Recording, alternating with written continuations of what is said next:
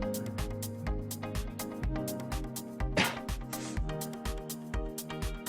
also coming out from a flu, so I'm sorry if sometimes I cough, I sneeze. I'm sorry, Namrata.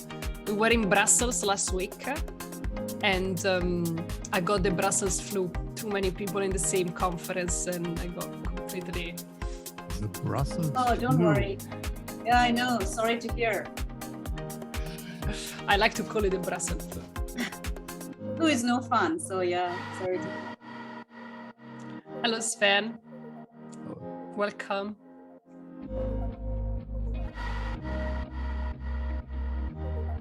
So let us know where you are dialing in from today. Would be great to know.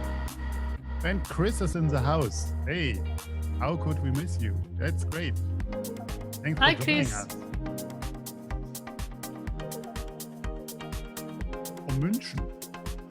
Ben is dialing in from München, from Munich. Wonderful.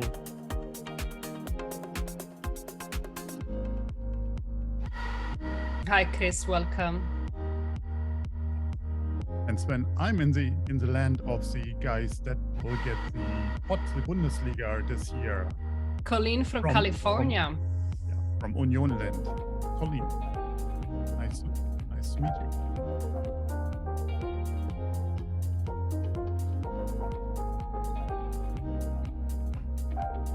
Emma, did you know that our football club, FC Union Berlin, the typical East German underdogs, are now second place and trying to bite Munich? All right. Well done. Do you feel a bit the underdog?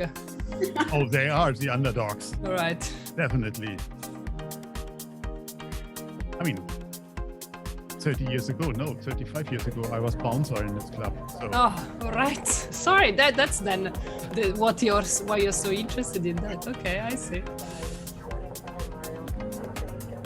Okay, but we have serious topics today. We'll explore and discuss about the other Emma is war, talking. Space diplomacy, nuclear assets, security, satellite attacks, espionage, and everything that is linking space with military operations and military warfare. So please take Are your cats crying again? And prepare this hot topic debate with the world-leading experts in this field, brought to you by Spacewatch Global. I will see you in just a few minutes.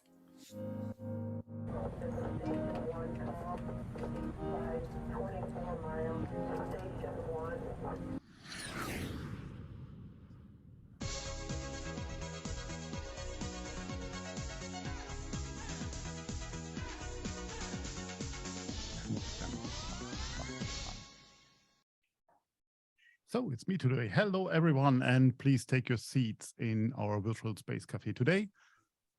Today, it's me, as Eleanor has to study or is writing her exams today. So we wish her best of luck.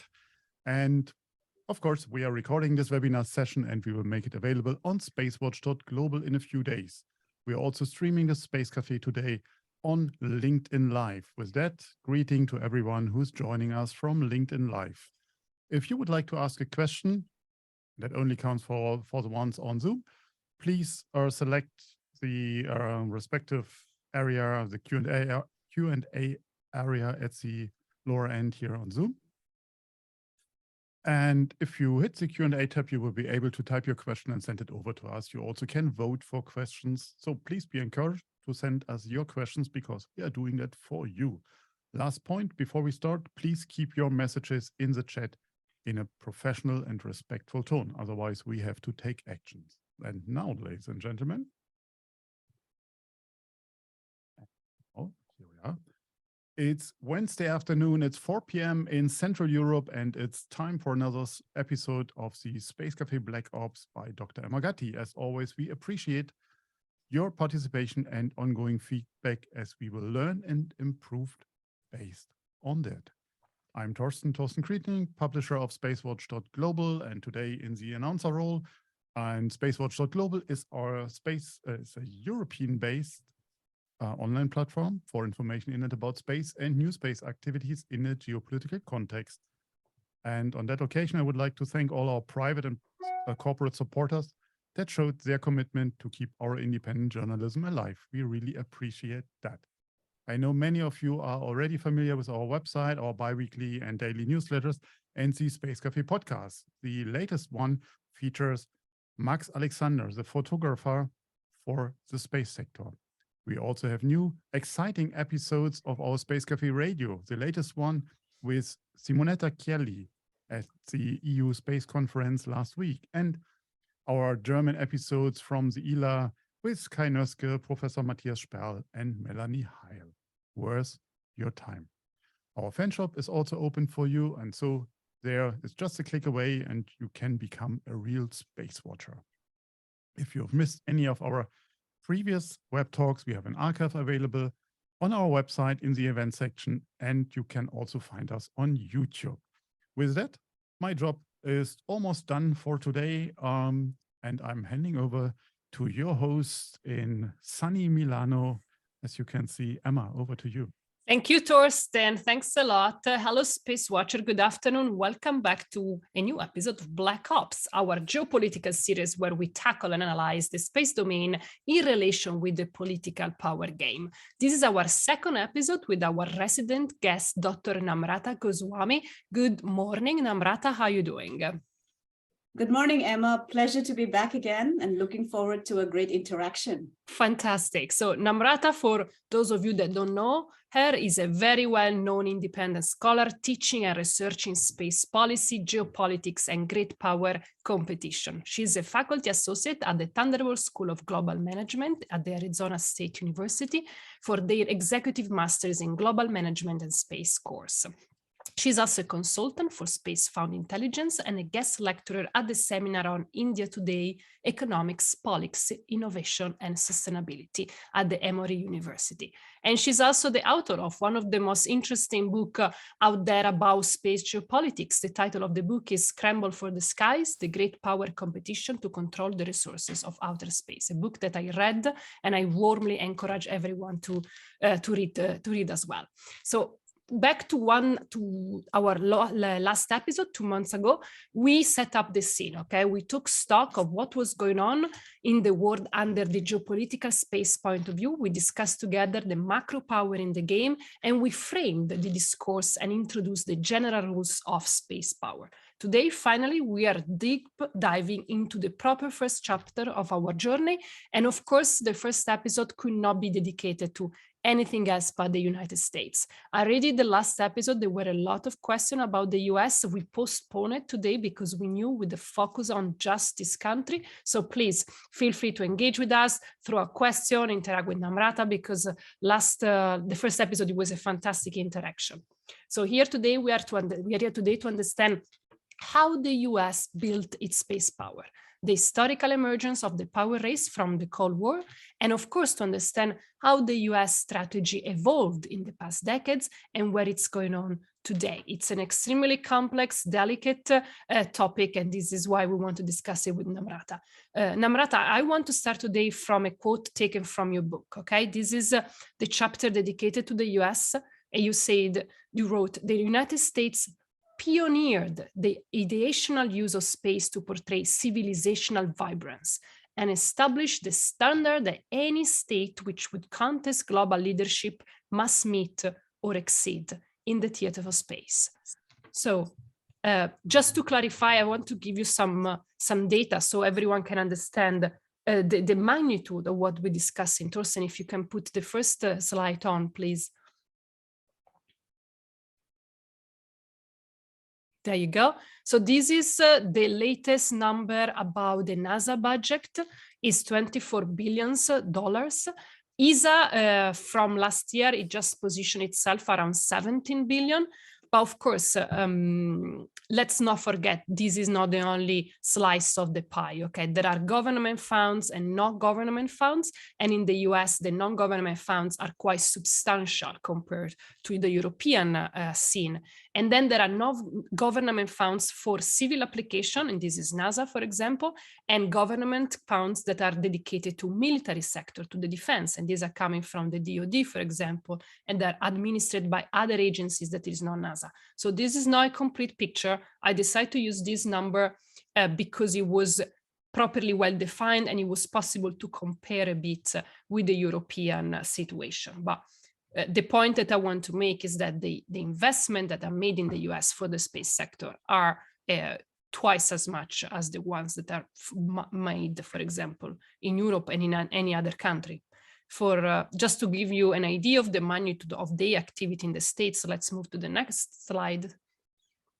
So this is the number of satellites, not only satellites, actually object launched into space. And when I say object, I mean satellites, probes, landers, crew spacecraft, everything that is being launched into orbit or beyond, okay? So United States 2022 launched 1,796 objects into space.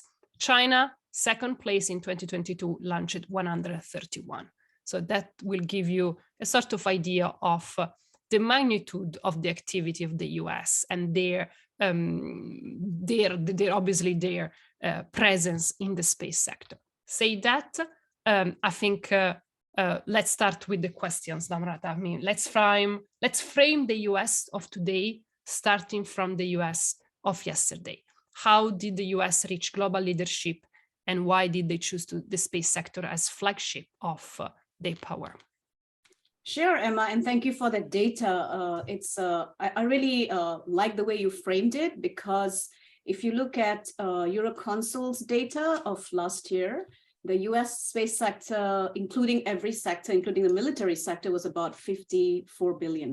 So it's quite a large investment in terms of space financing and the kind of projects that the US does, right? So now, if you think about it historically, the US actually came into the space sector primarily because of what the Soviet Union did in some sense, right? So as we know, in 1957, the Soviet Union launched Sputnik, and that particular launch actually took the United States by surprise, in a sense, because what it meant was that, if you remember, in the 1950s, there was this struggle at the global level between which country has the more attractive ideology, and by which it meant which country has the more vibrant setup in terms of political regime type. And by regime type, I mean, how is the country internally constituted? Is it a democratic country that is based on elections, or is it a country that is based on a one-party system, right? Mostly influenced by an ideology like communism. So when the Soviet Union was able to achieve that amazing technological feat, the first object that humanity sent to space, the US rose up and actually took that up as a challenge in terms of projecting itself as a country that decided in that particular day that space has to become the most important flagship for showcasing to the world which country is the more attractive option, which country has more vibrancy. And so what is so interesting in the Cold War is that both the US and the Soviet Union committed to go back to another important planetary body, which is the moon, right? And the decision to go back to the moon and which country lands first was taken in the 1960s. We remember President Kennedy's famous speech, and then how it was accomplished several years later. So in a sense, space entered the global lexicon because of what the Soviet Union did, but what actually ultimately resulted in was that the US won the race to go back to the moon. They were the first country, until today, the only country that has landed humans on the moon and brought them back safely, right? And so given that, what happened after that was that, and I'll tell you a little story based on this. So I was not around at the time when I was not born, but I remember my dad and my mother being very excited about this feat that the United States achieved, and when Neil Armstrong landed and said, this is for humanity, right? And so a country like India, which is democratic, was very much influenced by that narrative, and it resonated all across the world. And so that's how the later framing of the discourse happened, including in the post-Cold War, where it was juxtaposed as a democratic achievement in space, led by the United States. So obviously, the strategy of the US during the Cold War must be different from the strategy that they have in today. What changed and how you can differentiate them? Sure. So if you look at the strategy during the Cold War, there was a very clear understanding of who the competitor is. There was no doubt about that, right? So the Soviet Union was a very clear competitor. There was also this growing recognition that space is going to be a critical enabler for intelligence, reconnaissance, and surveillance. And that's why space was given access to by all countries, including by the US. The Eisenhower administration basically supported that move. And so in that time, during the Cold War, space was a lot about its contribution to democratic or authoritarian attractiveness or one-party attractiveness. Also, it was a lot about technology demonstration, right? And then using space for intelligence, reconnaissance. So mainly, basically limited to very few projects and functions. Also, during the Cold War, the amount of countries that were investing in their space program was very limited, right? So you had some of the major powers like China, India, Japan taking decisions, but you do not have countries across the world taking decisions to invest in space. So, sorry about that.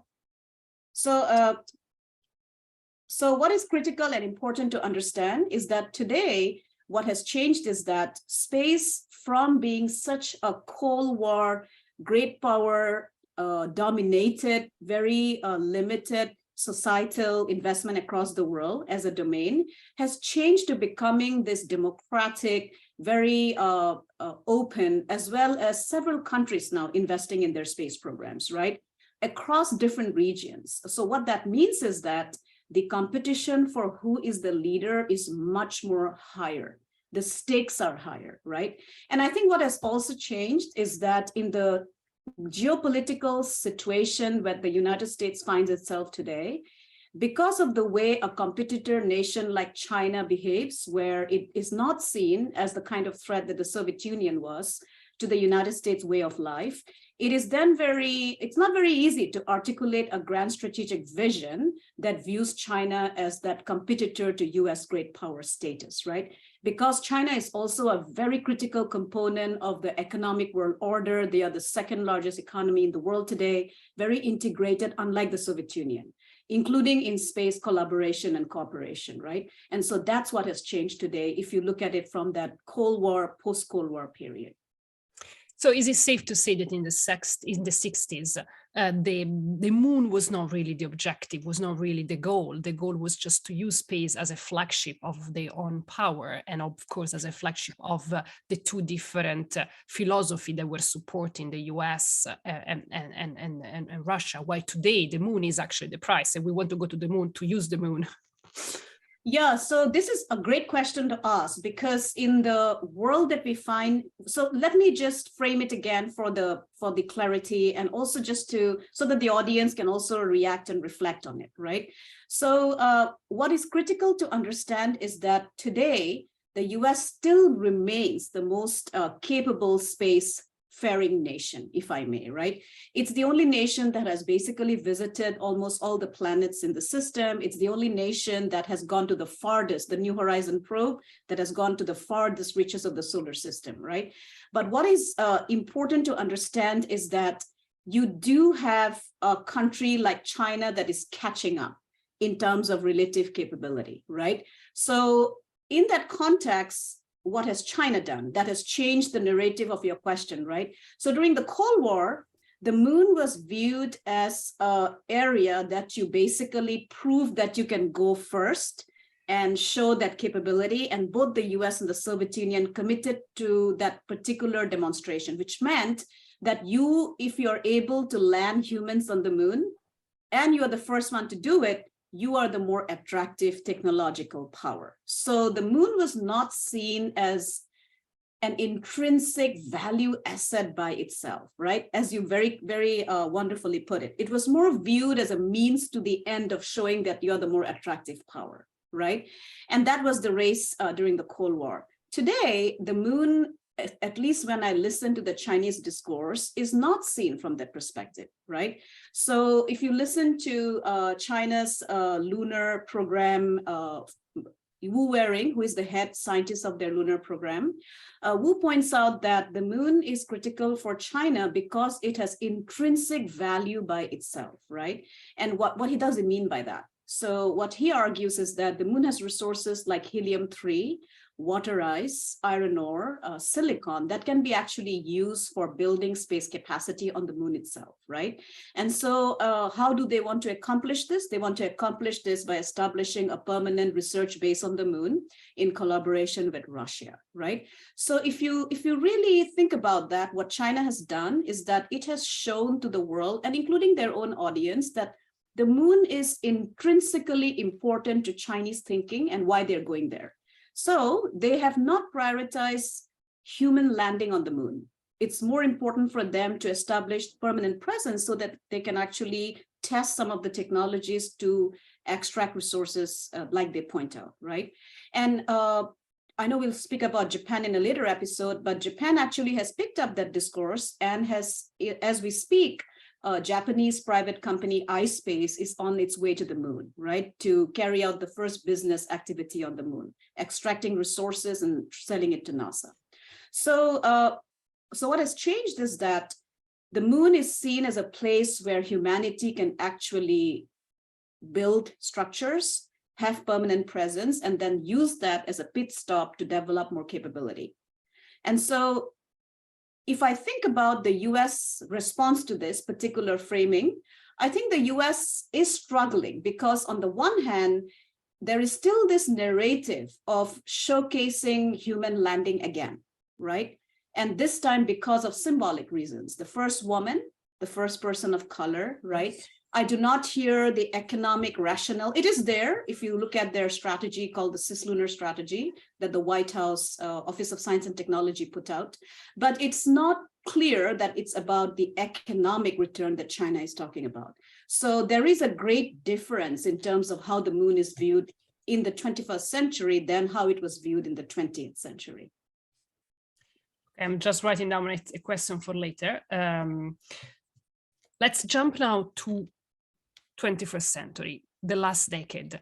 How did the different administrations reacted or acted towards the space sector? Let's start things moved up again from Obama, that there was Trump, now today with Biden.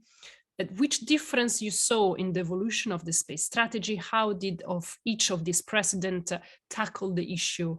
Can you help us to understand? Yes, absolutely. So in the US popular culture, and so this is important to also frame it within the larger societal popular culture, right? Which is what influences and informs different administrations as to how they view space. We already established that space was a very critical component of US prestige, grand strategy, and identity.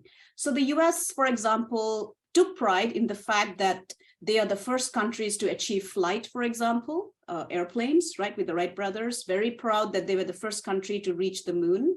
And so in that particular context, space continues to remain this very prestigious endeavor in US thinking, even today.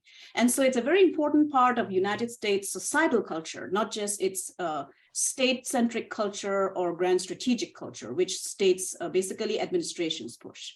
So given that societal thinking about space, and there are different versions, Emma, in the society, and our book documents that. There are those who believe in keeping space a sanctuary, which is that you do not go there. You continue to have this pristine, very inspirational narrative of space exploration.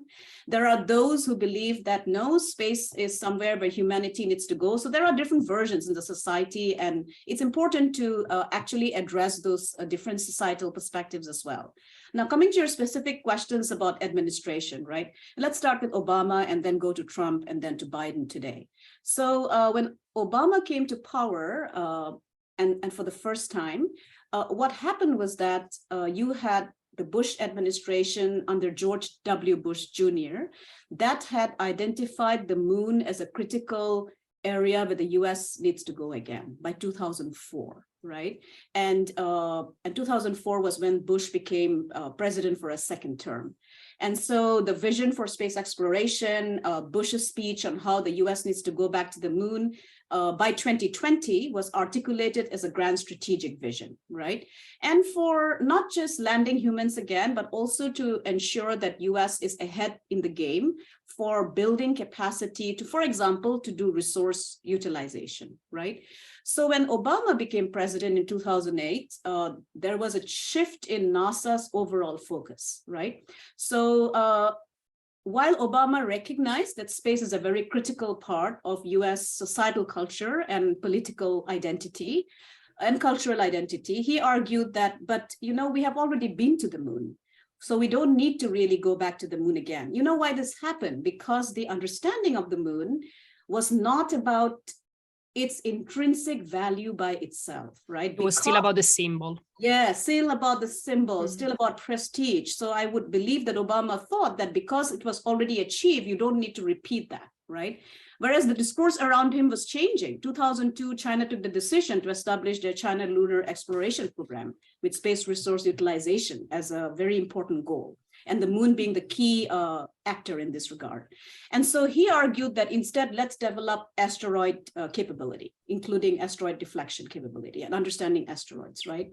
So then when Trump became president in 2016, he then reformulated the strategy, influenced, of course, by the reconstitution of the National Space Council. So under the Trump administration, certain things occurred which had not occurred under Obama, right? So if you look at the Trump administration's space activities, what Trump did was that under the advice of his space transition team, he basically reconstituted the National Space Council, right? And so which meant that there was a recognition that space needs to have a very coordinated effort. The most important change that he did was that he basically again shifted the focus to the moon. But Emma, again, it was not the moon by itself. The program was a moon to Mars mission. So the moon was again seen as an enabler to a much deeper space exploration mission, right? So every justification of focusing on the moon was because it would help you to get to Mars, right? And so that was what Trump did. And of course, as you know, he also constituted the US Space Force in 2019.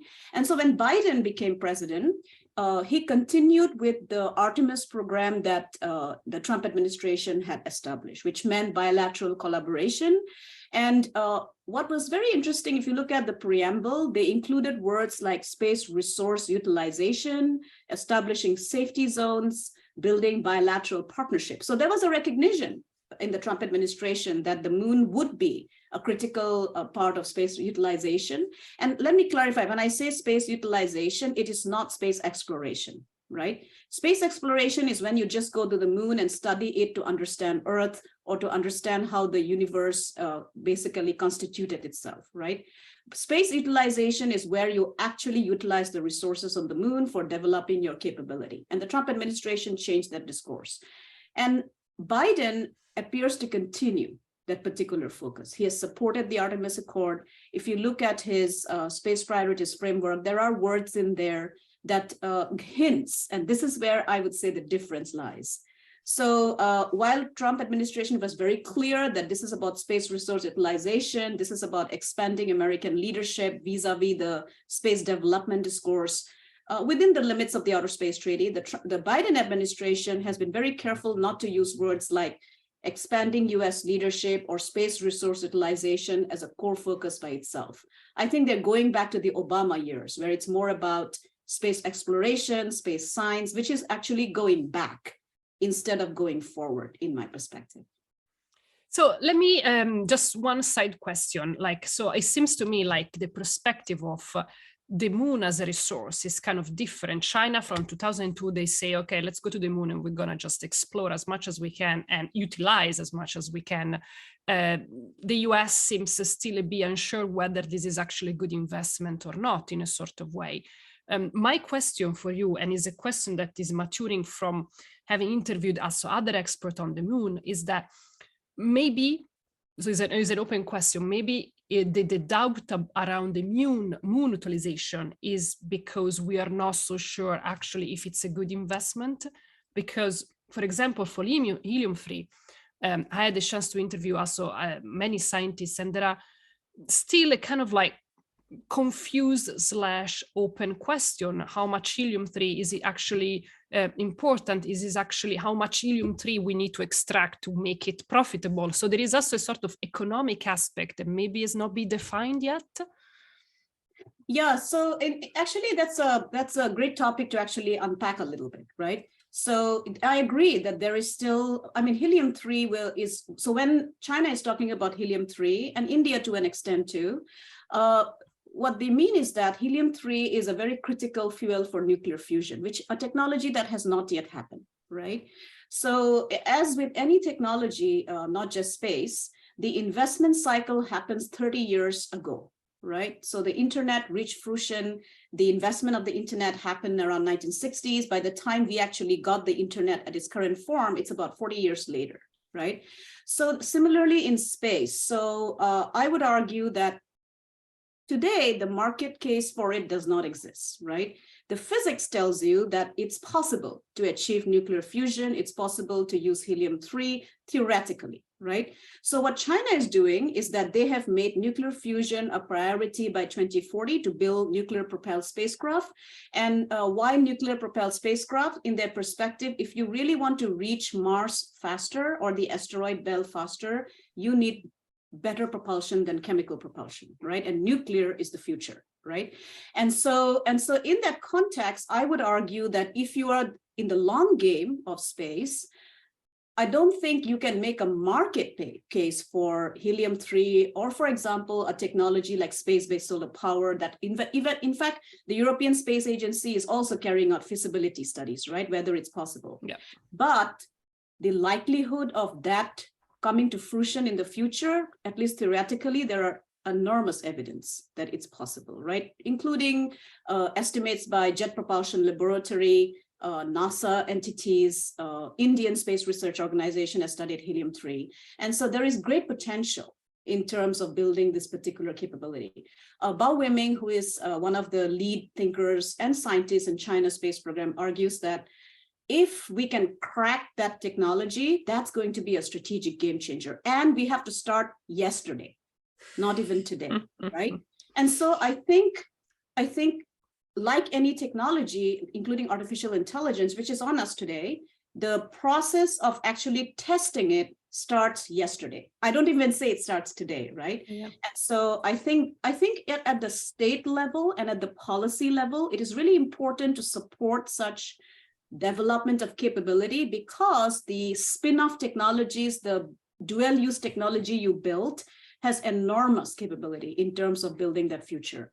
And so I think that's the business case for going to the moon and doing the activities that some countries are doing. Okay, thank you for the precising this one. It was a concept. It's kind of complex to understand the business case for the moon. So, but I see where you're coming from. Thank you. So, going back to Biden, I want to focus a bit on him. So, you suggest the fact that he basically somehow is going backwards. So, it's going back to the Obama thinking, and so his administration was released in 2021, the Space Priorities Framework. And I want to start thinking about discussing about Biden, starting from your recent article. You published an article on the Space Review just, I think, a few days ago. Mm-hmm. So you wrote, regulations that the Biden administration aspires to promote are those that enable a commercial space sector focused on traditional space goals, like space applications and space-enabled services. All these are laudable space goals, but the framework misses the boat on where partner nations want to go. So this is very interesting. I want to unpack a bit this sentence. It's quite interesting. It's very important. First of all, traditional space goals like space application and space-enabled services. Do you mean like satellites for communication, Earth observations, these kind of services? Yes, I mean, when I say that, that's what their focus is, right? Space science, space exploration, Earth observation, precision navigation, timing, which are very traditional capability building. Okay. And when you say it misses the boat, where do the partner nations want to go? Where is the goal for you? Yes, so I think, so when you think about the Biden administration, and we might have a new space policy because after all, he has 2 more years before elections come up, right? So in the priorities framework, what I noticed was that there was so narrative really matters when you think about space policy, right? And so narrative mattered during the Cold War, the clarity of John F. Kennedy's vision, right? And Kennedy was not a space enthusiast, right? But he recognized the critical importance of space and then adopted it. So in terms of narrative, if you look at the United States Space Priorities Framework that was published in December of 2021, the key focus very much is about space exploration, space science, STEM education, very traditional conceptualization of space, right? They throw in words like space utilization, but that's not the key priority or the key focus, all right? And so when I say that, when I make a argument based on my data, looking at, for example, let's take a very specific example like Japan, right? Which is actually a main partner of the United States in regard to space, not just the Artemis program, but also as part of the quadrilateral security dialogue, right? Japan is the country that originated the idea of a quadrilateral security dialogue in 2007 by Shinzo Abe, and the US, India, Australia are part of it. So when I say the Biden administration appears to be missing the boat, I think that if you look at Japan's basic space policy that they put out in 2008, at the time when Obama was in power, they focused on concepts like space development and utilization. They focused on concepts, and this was their priority. This was not somewhere hidden in the detail, right? They highlighted that. So it was about space industry. It was about making space a business activity for Japanese citizens. And fast forward 2022, they're actually achieving such a goal, right? By very much focusing just on space development and space economic capability with their iSpace mission. So I think when they look at a document like the United States Space Priorities Framework, you have all the traditional boat-based, identities, right? Okay, we are doing space science, space exploration, but there is no like assertive argument from the United States that the US will also lead in terms of space utilization and space development. Create the sustainable environment and regulation for space utilization and development, right? So I think while it is mentioned, but it is not the key core priority and not the policy priority focus, right? And because of that, partner nations, what they will do is that they will form partnerships outside of the US because of that lack of clarity, right? And which might happen because you have India, Japan now collaborating for a resource prospecting, for example, on the moon. You have Saudi Arabia, which is a critical partner of the US, now deciding to leave the moon agreement, right? Which means that they might come up with a very interesting space resource utilization perspective on the moon. That might be the consequence of that, right? So why would they, because they're part of the Artemis Accord, they probably view the moon agreement as a limiting factor in building that business activity, right? And so I think that's why I say that if you do not prioritize certain narratives and words, and policy narratives really matter, right? And I'll give you a quick example and I'll stop there. So most people, when China established the Belt and Road Spatial Information Corridor in 2013, 2018 space was included as a high priority, people wrote it off, saying that this does not matter. This is just a rhetoric and a narrative. Today, the Spatial Information Corridor have 140 member nations, right, with infrastructure building, which means that narratives, policy, and institutions really matter in today's world.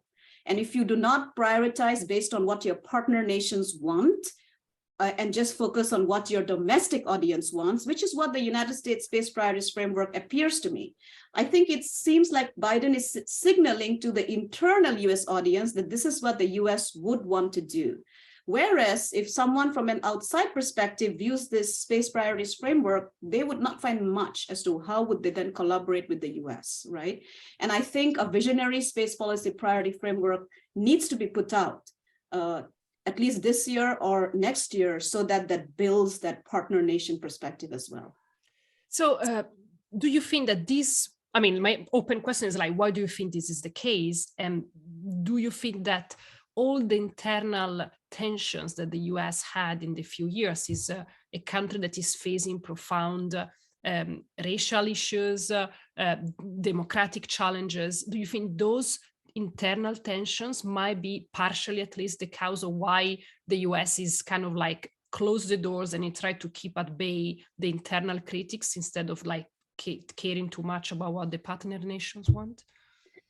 Partly that could be an explanation, given the fact that there has been, at least since 2016, there has been this very divisive political culture. And exactly. In fact, in the book, we make a case that to understand a US or India or China or even Russia's space policy, right, it is really important to understand their political culture, right? And so by political culture, I mean that very specific actually definition. So it means that political culture is that ideological belief system that people in a country have that limit their capability to actually adopt alternative perspectives, right? And that could actually lead to a lot of division. So if I have a particular political culture and belief system, and Emma, you have a different political culture and belief system, if I'm in a closed system, I might not be open to you. It's my loss, right? That I'm not open to you because I actually might get much more effective if I have different political cultures, right? So that could be partly an explanation because there is this internal signaling. But I think if you look at it from a more policy document perspective, I think it is also that the Biden administration wanted to showcase itself as being different from the Trump administration on space. Right? So if you look at the national space policy that the Trump administration put out in December of 2020, right after the elections, right? It's a really interesting document. I actually went through the document again just for the purposes of our conversation today, and it's included in some of the conversations after our book was published. Our book was published in October 2020. This came out in December. So in that particular national space policy, what the Trump administration again insisted that space was about expanding US leadership. Space was about national security. Space was about resource utilization and development, right? So while they included earth science, exploration, climate, understanding Earth and securing Earth, the focus was more on how to expand US leadership, right? And I think that could also be a part of the explanation that the Biden administration, while continuing with Trump's space policy, wanted to showcase its narrative as being about maintaining US leadership, not expanding US leadership, right? Mm-hmm. And so I think that's a part of the explanation as well. And this is not unique. Most US administrations, when they change from one party to the other, wants to showcase themselves as unique and different. And that could be part of the explanation as well. Of course, and then there are two different keywords, maintaining versus expanding, absolutely. Yes, very different, very clear. Okay, so I'm going to ask you a final question because then I want to move on the question of the audience. I can see they're already piling up, so I don't want to steal time from them. My last question is about the private sector. Of course, one of the radical things that changed from the Cold War era is that now we have private actors. And in the US, those private actors are quite relevant, are very important. SpaceX, for example. Can you tell me, how do you think those enter into this power game? Oh, absolutely. So I think for the United States today to maintain its edge in space, including its leadership in space, its private space sector is one of the key contributors, right? So let me give you a specific example so that we can actually have a conversation around that. So before 2020, and after the space shuttle was retired in 2011, the US did not have an independent launch capacity to send its astronauts or cargo to the International Space Station, right? And so what that meant was that because the US was dependent on the Russian Soyuz, any foreign policy decision that the US made in regard, say, for example, in Eastern Europe or Ukraine, had to factor in that particular dependency, right? And so when in 2008, and then when Russia invaded the Georgian provinces of Abkhazia and Ossetia, and then when the Crimea was taken over in 2014, the US had to actually contemplate and navigate that particular dependency. And the Russians actually made it clear that they might limit US capability to get to the International Space Station if sanctions are imposed, right? Today, because of SpaceX's contribution to building an independent launch capability, which is also reusable, the US did not have to consider that angle when it took decisions to sanction Russia vis-a-vis the Russian invasion of Ukraine, right? So that itself is a great contribution in terms of national security. But I think the larger context is that if you look at the innovations happening in the space sector, including Starship that might be launched this year, lunar landers, space-based solar power investments, critical STEM education and capability building, supply chains, beg your pardon, the US private sector is playing a really key role. And I think this is recognized across administrations, right? Vis-a-vis, including Bush, who started the commercial crew program and the commercial cargo program, Obama, who actually focused a lot on building the commercial sector because of the realization that it adds to the edge of US leadership. Trump, who also really pushed it, the national space policy talks. There are two sections that are included in this, and Biden as well. So I think the reason the US still maintains its edge is because of the US private sector.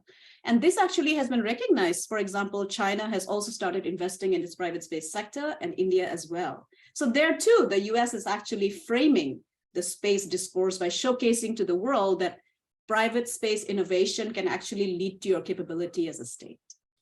Fantastic. Okay. I'm going to take up the question. Thank you, Namrata, for our, as usually, super engaging discussion. I can see that people are like really asking so many questions. I don't want to steal time. First question from Gunjan. Hello, Gunjan. How do you foresee commercialization interlinking with the moon utilization? Is the role of public sector space exploration coming to an end soon? Similar to maybe what we just discussed in a sort of way. Sure. So great question, Gunjan. So I think what I foresee as the future is that the public sector will still continue to play a role, despite the fact that we might have systems built by the private space sector. So where will the public sector continue to play a role when it comes to lunar commercialization and utilization? One, regulation. I keep insisting the word regulation, right? So according to the Outer Space Treaty, states are responsible for the behavior of their private space entities, right? And so if you have a private space sector like iSpace, for example, which is on its way to the moon, it actually utilized the space mining legislation that Japan constituted in December to support this mission, right? And so that's number one. Number two, Japanese investment in iSpace is also pretty high, right? So government investment. A similar case can be made in the US without NASA contracts, without NASA supporting the development of the private space sector, including in developing of lunar landers or supply chain to the moon.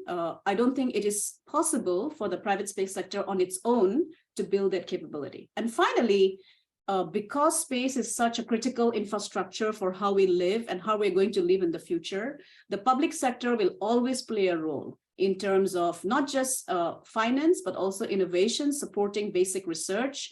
Without public sector support of basic research, it's impossible for a company to take off.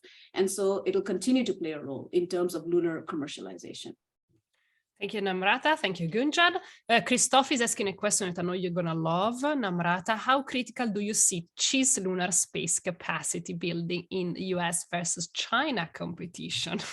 Which is something that we discussed before. Thank you, Christoph. This is a question that we were expecting. And what is, for both commercial and military purposes, and what is the concrete meaning of dominance and primacy in that domain? Very good question. So just for the audience, cislunar means the space between the Earth and the moon.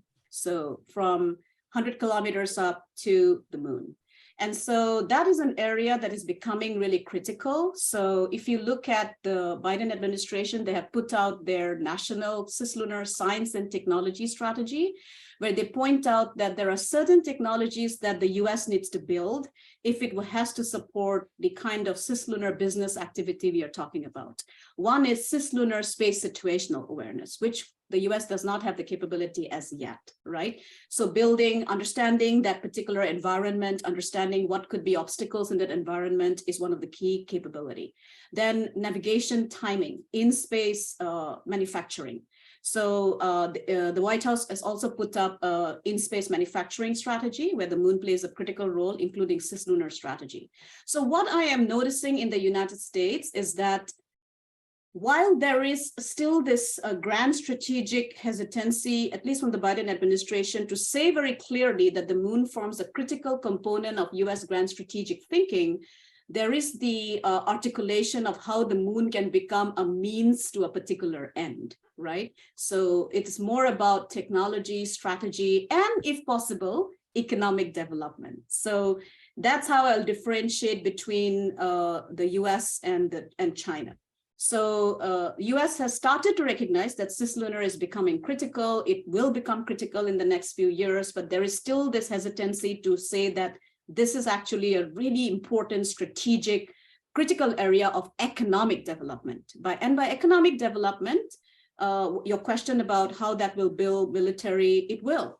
Because once you build the capability to have cislunar SSA, space situational awareness, PNT, that will contribute to your military capability as well, right?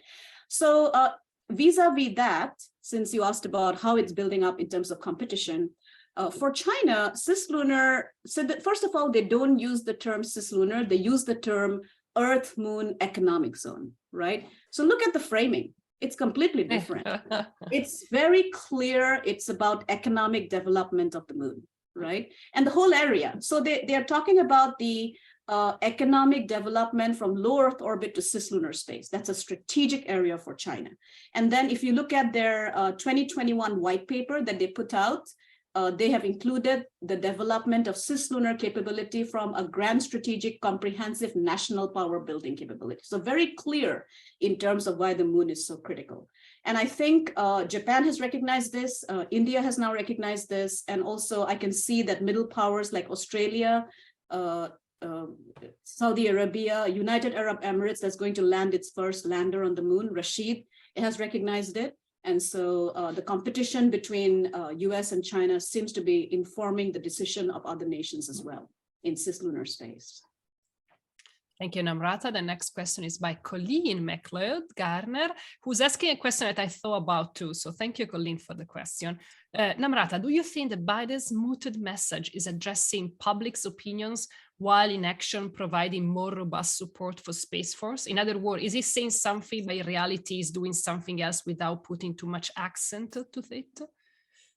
That's a great question because it could be, because if you look at the, for example, if you look at Biden administration support for the Office of Space Commerce, for example, the funding has gone up. Biden has continued to support and increase the budget for the Space Force, has also supported the NASA budget, right? So if you look at it from a very data-driven perspective, it appears like the Biden administration is actually probably continuing with the Trump administration focus and also putting the finances in it, right? But my critique is a little different. So while you might be building capacity, it is really important to signal to the world why they should accept US leadership in this regard, right? So if you look at the, for example, the 2021 National Space Priorities Framework, one of the key assertions of the Biden administration is that the US will continue to provide and maintain, if not expand, space leadership in the world, right? And yet it does not seem to say what will partner nations actually benefit from if the US continues to become and remain the key actor in space, right? And so I can actually discern from it, yes, it will be a democratic world order, it will be a rules-based world order, and yet the partner nation perspectives do not come into the fore, right? And so I think for a country like the US, which is not a middle power, it's one of the great powers in terms of space, it's one that has led the discourse on space, it's the only country that is capable of now offering democratic and power projection capability in space so that space remains free and accessible to all. It's really important to have that grand strategic visioning and speech so that other nations like India, for example, that has not joined the Artemis Accord can actually rethink on, okay, there is something for us too in this particular Biden administration focus. And so when you're a great power like the US, it's not enough to quietly increase your capability. It's really important to message to the world why this will benefit them as well. But as a counter question, does China do something like that? Oh, yeah. If you look at China's white paper, if you look at President Xi and others' contribution to the Belt and Road summits that they have held, if you look at Chinese engagement in Africa, if you look at Chinese building of ground stations in Latin America, Australia, where I recently visited, China very clearly articulates what other countries will benefit. It's never about them. It's about how space is for humanity purpose, right? But then when you unpack the Chinese space program, you actually come to the conclusion that this is a very military-led space program, but their messaging is so clear and so strategic, is my point of view, that it makes it seem like if countries join the Belt and Road invested spatial information corridor, they actually benefit much more than China, right? But we know in reality that this could be, they could get trapped into loan debts, right? Which has happened to many countries, but that does not get projected as a message. Thank you, very interesting. Next question by Mark Mayer. Could the Orbits Act and the in-orbit infrastructure rules help to build more national space laws or more concrete international regulations?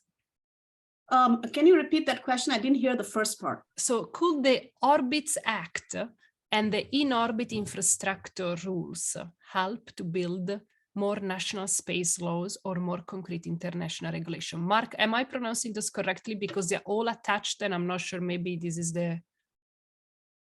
Yeah, if you could explain what you mean by Orbits Act. Yeah, I can then respond. Let's see if he can help us. Mark, can you write in the chat?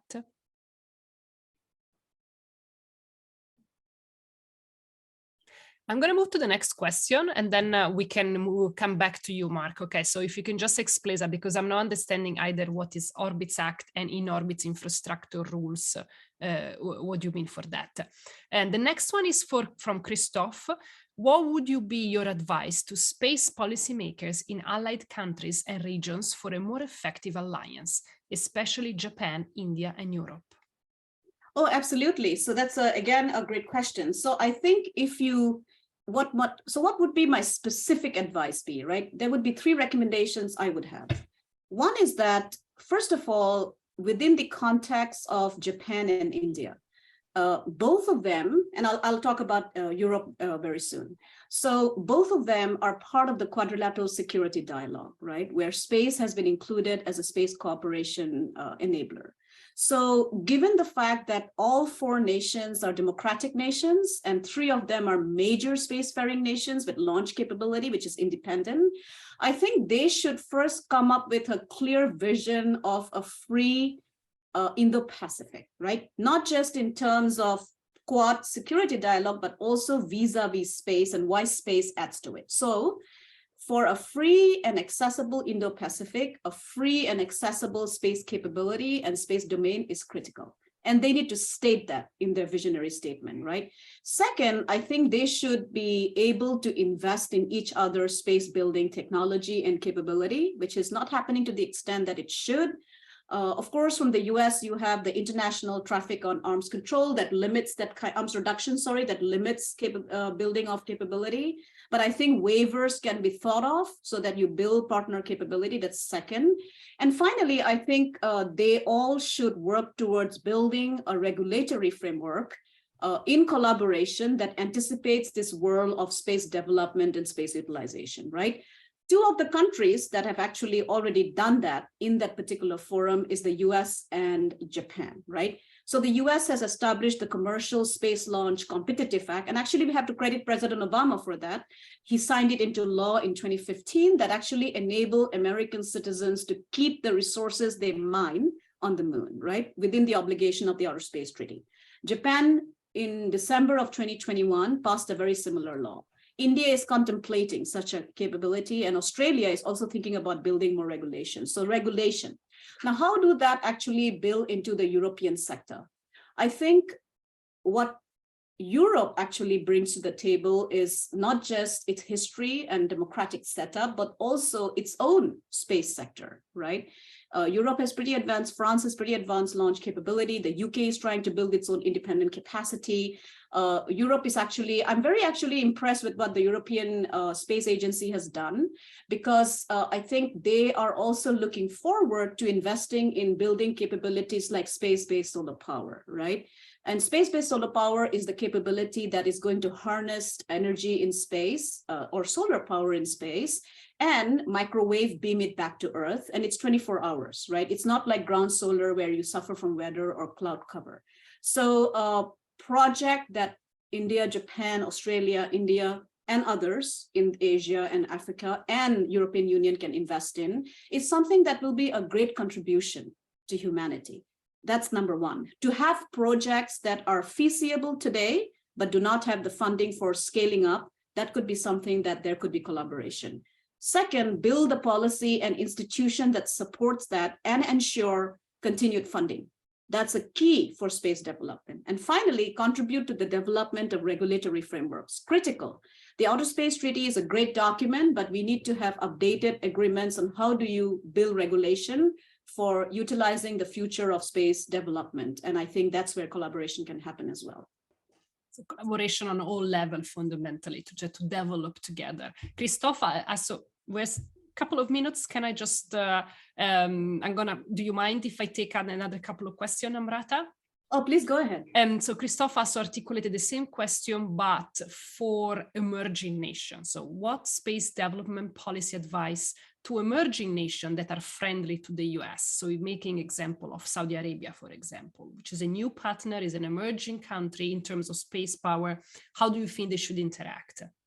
Sure, great question. I mean, I can also include Australia and the United Arab Emirates into it, right? And Japan. Japan is actually quite integrated into the US space system. So let's take the example of UAE, Australia, Saudi Arabia, right? Emerging nations, Nigeria. Let's include Nigeria in the mix so that we broaden.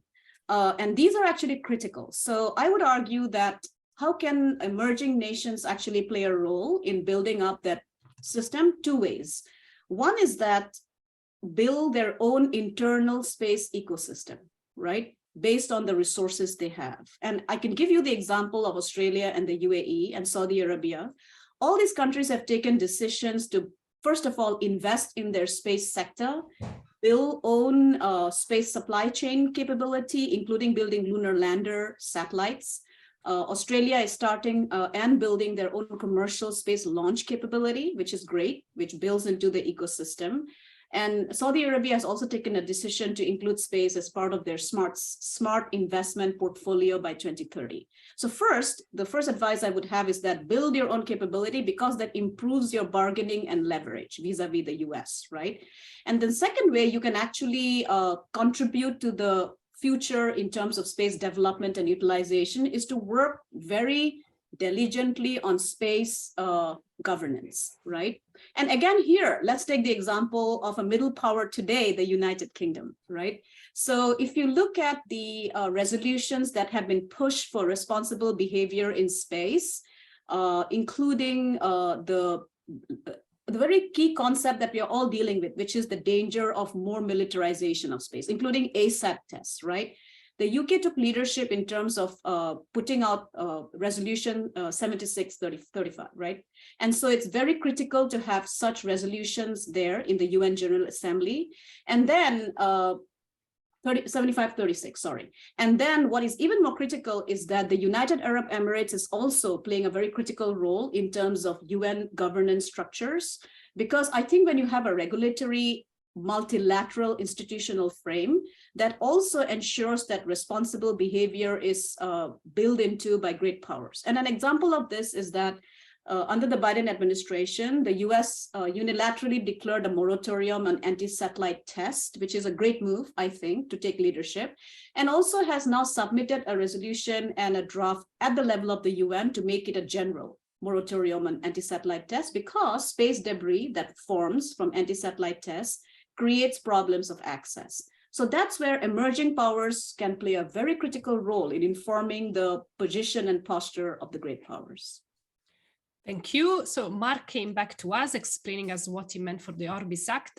He's are the regulations of deorbiting out-of-use object, and these guidelines were created by the US administration last December. And hopefully it's a good leadership example for others. So I think he wants to frame the question in this sense.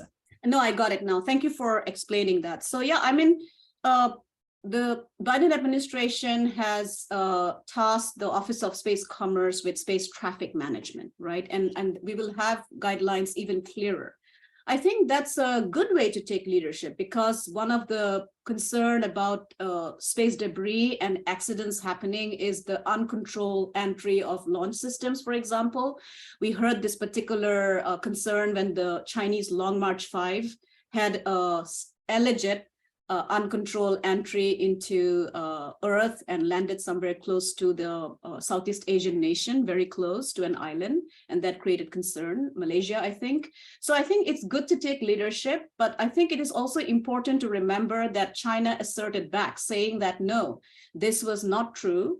This was Western media propaganda to showcase China in bad light. China had complete control, had complete view of the re-entry of the Long March, 5, and so there shouldn't be any concern about this. And they put out a lot, and that's where China is doing a very interesting play here. They're very assertive in terms of counter argument.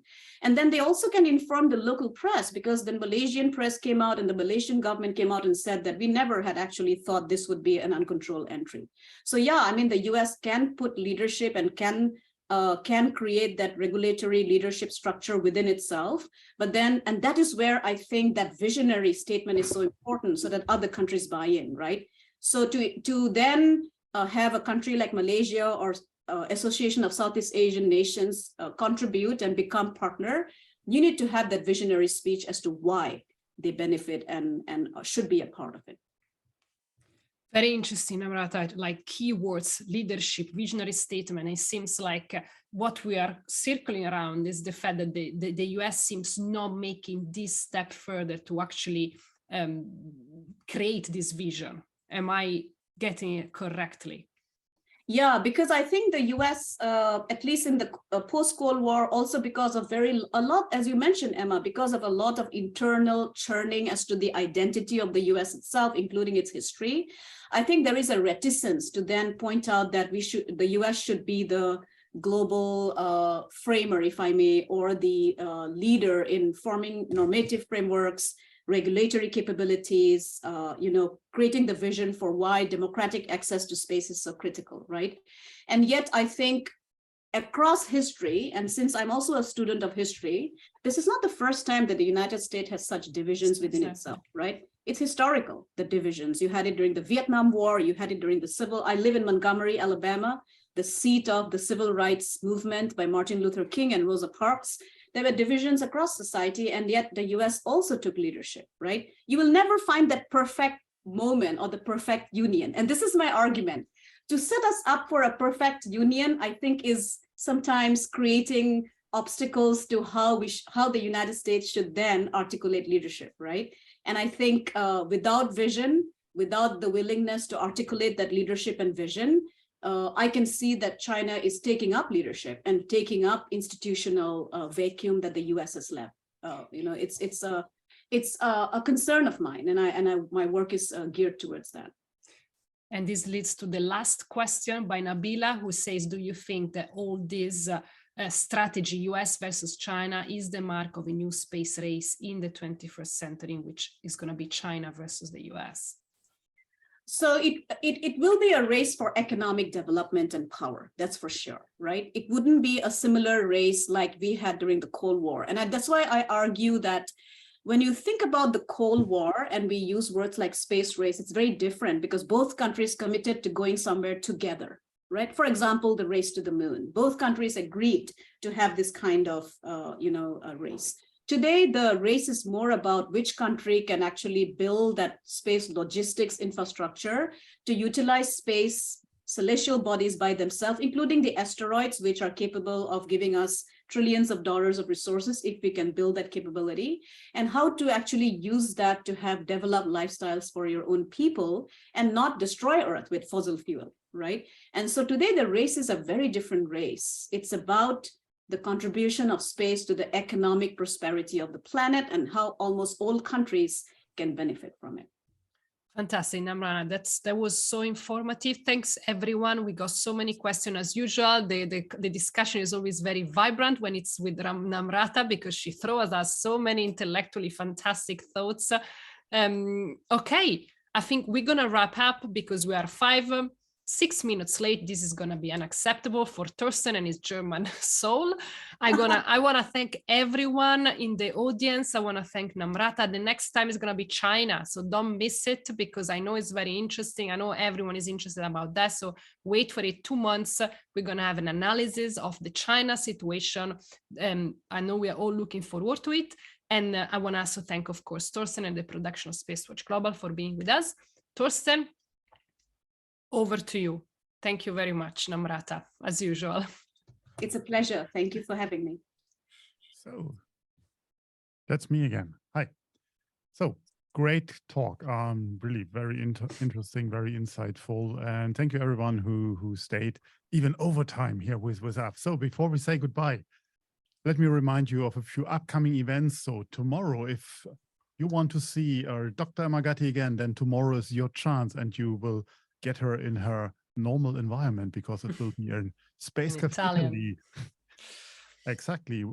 With Gino Bucciol. Bucciol? Yes. Okay. The co-founder and the chief development officer of Gina Stellare. So, and then we have a week off where we take a bit of time for us. And then the week after on the 14th, on Valentine's Day, I will have my 33 minutes with Michael Schweitel from the ISABIC in Switzerland, in Zurich.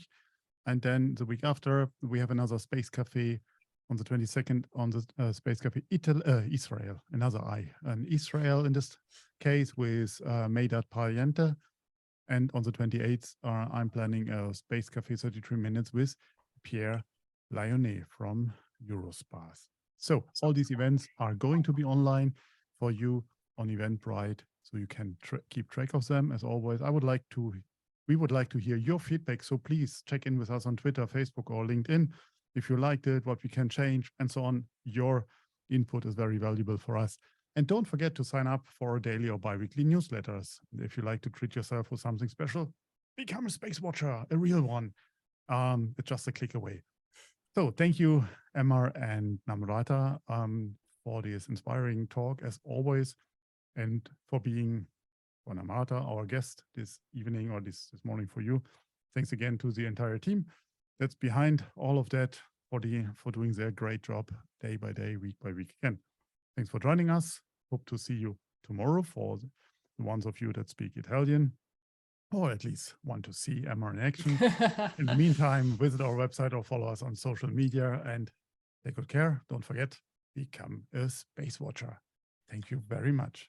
Thank you, El. Thank you, Christoph. Thank you, Gunjan. Thank you, Sven. It was fantastic. And of course, thank you, Namrata. You've been a star as usual. Thank you, Emma. And thank you, Thorsten. What a great opportunity. Bye-bye. Talk soon. Bye. Bye-bye.